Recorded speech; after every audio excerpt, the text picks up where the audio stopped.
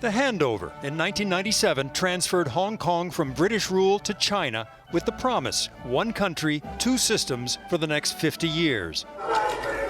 But China has attempted to bring Hong Kong increasingly under Chinese authority, and Hong Kongers have protested in 2003, in 2014, and again this year to retain rights and free speech.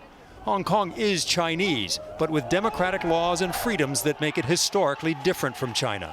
Hong Kong is immensely resilient. They're culturally Chinese, but they don't feel politically connected to the mainland at all. For Great Britain, Hong Kong became an east-west trading hub more than 200 years ago around tea and silver, and then opium.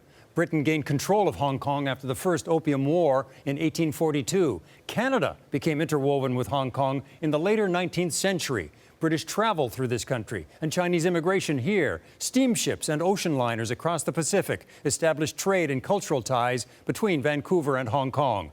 And Canadians were also with British forces, imprisoned by the Japanese in Hong Kong in the Second World War.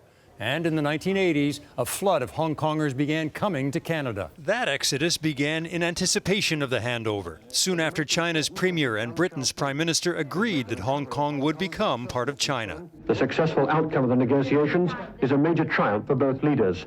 In the years since the handover, many Chinese from the mainland have moved to Canada.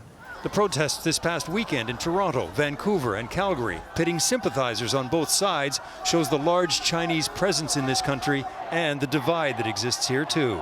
There's a mainland and Hong Kong divide, even among the Chinese-Canadian community. Chung Kwan urges Ottawa to stand firm against pressure from an increasingly powerful Beijing. I think we have a moral duty to speak out against what's going on, is what I call the erosion of the one country, two systems. The handover was supposed to guarantee 50 years of democracy in Hong Kong. The one country, two systems agreement is set to expire in 2047. And while Xi Jinping's government has consolidated more power in Beijing, Hong Kong appears as resistant as ever to one country, one system. Eric Sorensen, Global News, Toronto.